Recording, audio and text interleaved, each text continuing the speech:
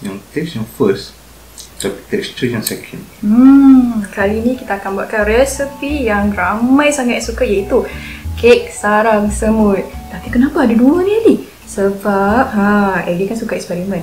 Ellie buatkan dua jenis. Satu yang kita buat hari yang sama, satu lagi hari yang sebelumnya. Dia tahu dia punya beza antara dua kek sarang semut. Selain daripada tu, Ellie akan tunjukkan juga kesilapan buat kek sarang semut ni. Ellie buat 3 kali jugalah, barulah jadi. Dan kemudian kita akan bezakan antara dua kek ni daripada segi rasa dan juga tekstur. Benda pertama sekali kita akan buat adalah untuk masakkan gula perang kita ni dahulu.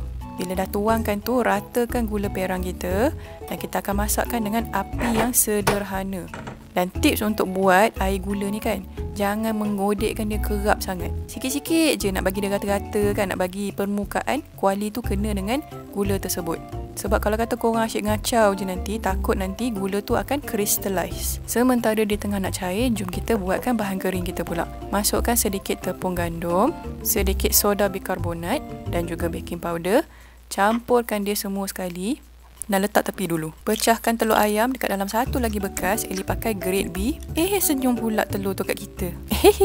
Lepas dah pecahkan dia, pukulkan sebentar bagi dia teradu dengan sebati. Masukkan sedikit esen vanila kalau kata korang nak kurangkan hanya telur tersebut. Dan letakkan tepi. Jom kita tengok air gula kita pula. Bila dah nampak cair macam ni, maksudnya dah ready untuk tuangkan air panas. Masukkan sikit-sikit ya. Kita tak nak gula tu terkejut lepas tu mengeras balik. Buat sikit-sikit macam ni dulu. Lepas dah nampak dia larut sikit, baru kita masukkan sedikit lagi dan kocak-kocakkan lagi macam ni.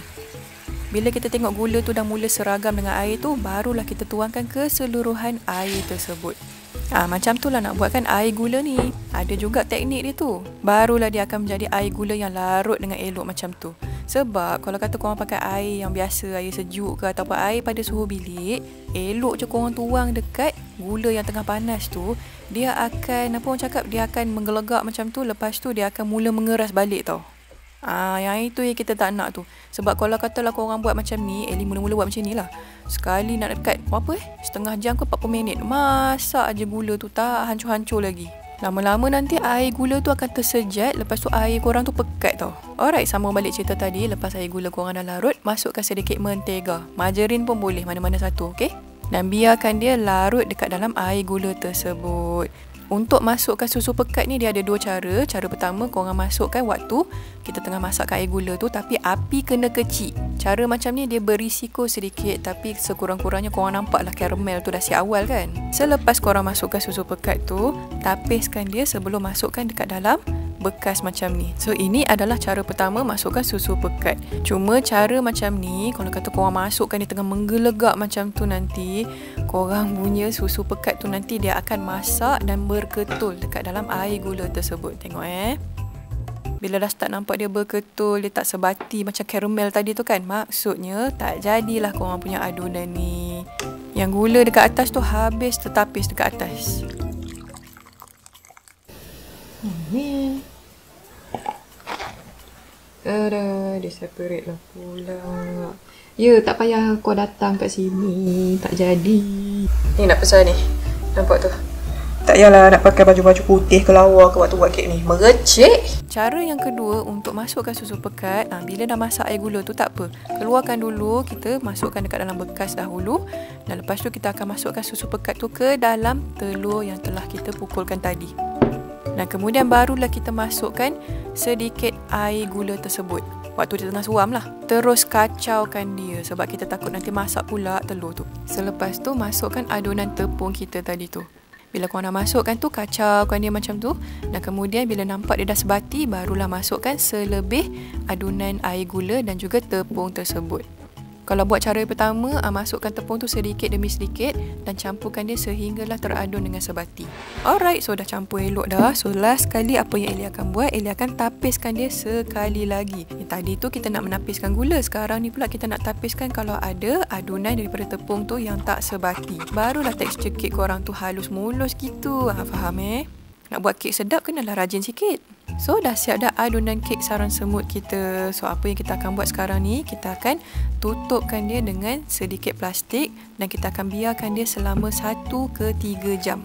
panaskan oven kita pada suhu 175 darjah Celsius 20 minit sebelum bakar. So, Ellie dah perapkan dia dalam 1 jam setengah. Nampak? Macam tak ada beza sangat pun.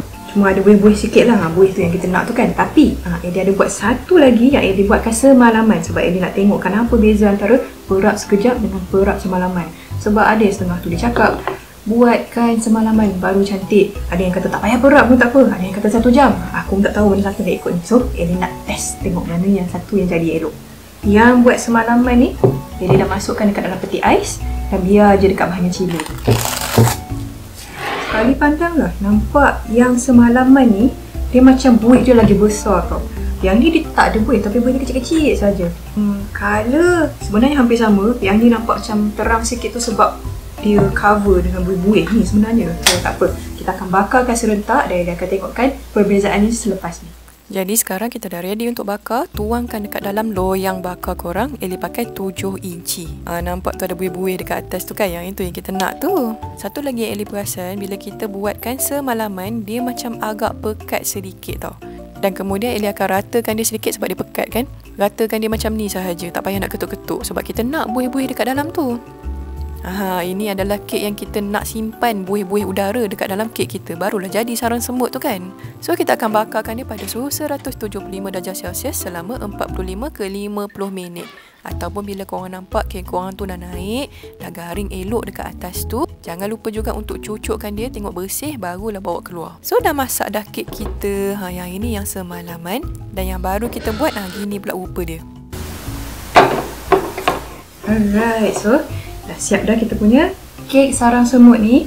Jadi sekarang ni jangan potong lagi, bagi dia sejuk dahulu. Yang tu sangat penting sebab takut nanti sekarang ni dia masih lagi lembut tau. Bagi dia sejuk sekejap je, kena sabar sikit je lagi. Walaupun memang wangi sangat bau dia. Dah sejuk elok dah. So sekarang ni Ellie nak bawa keluarkan kek daripada bekas ni.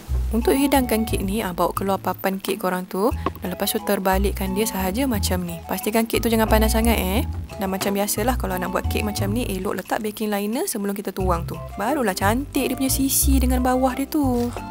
Nampak tu tak ada melekat-lekat kan? Wah, nampak tu. Wih, nampak dah dia punya sarang-sarang tebuan ke, semut ke, lebah ke, apalah. So Ellie akan potongkan dulu yang mana tak apa, kita potong yang ni dulu. Kek ni adalah kek yang kita buat pada hari yang sama. Kita perapkan dalam apa? Dalam 1.5 jam macam tu. Tak lama sangat lah. Jom kita tengok jadi tak sarang dekat dalam tu.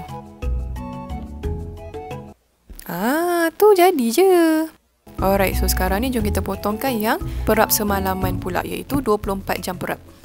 Sama juga, jadi juga sarang dekat dalam tu. Jom kita bezakan antara dua kek ni. Yang ini yang semalaman dan yang ini pula adalah yang kita buat hari yang sama. Nampak tak beza dia tu? So, kalau kata yang ni nak bezakan lah, yang mana yang kita baru buat hari ni, dia sama je dengan yang kita buat yang semalam punya. Cuma yang semalam punya tengok rongga dia tu lagi besar. Yang hari ni punya nampak dia punya biji-biji tu kecil-kecil tapi lagi seragam tau. So, jom kita rasa pula.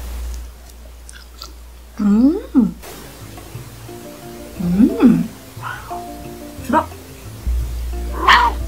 Yang ini yang hari ni punya, merongga sampai ke dalam dan sangat sedap, manis dia. Okay, kita rasa yang masakan semalam pula. Sedap juga. Cuma rasa dia macam ada rangup sikit. Cuba you rasa. Ya. Mana satu you lagi suka? Yang taste yang first, tapi tekstur yang second. Ellie memang setuju sangat dengan apa yang Aiman cakap tu. Daripada segi tekstur, rasa tekstur hari ni dia lagi macam moist tau. Dia macam lagi lembut. Rongga dia pun lagi seragam, tetap banyak. Tapi daripada segi rasa kan, yang perap semalaman lagi sedap. Sebab rasanya mungkin rasa dia lebih sebati kot. Dah semalaman kan dia dah perap elok tu kan. So bagi Ellie tak apalah, buat saja yang mana-mana. Kalau kata korang tak sibuk, korang buat je hari yang sama. Tambah kalau kata korang sibuk nak buat siap-siap, esok baru nak bakar pun boleh, tak ada masalah. Alright, so itu sahaja resepi kita kali ni. Jangan lupa untuk like, share dan juga savekan resepi ni. Suka tak resepi-resepi tradisional macam ni? Kalau siapa suka, komen dekat bawah apa lagi resepi tradisional yang korang nak Ellie cuba. Selamat mencuba. Bye-bye. Ya, kau tak makan kek, cik. Oi.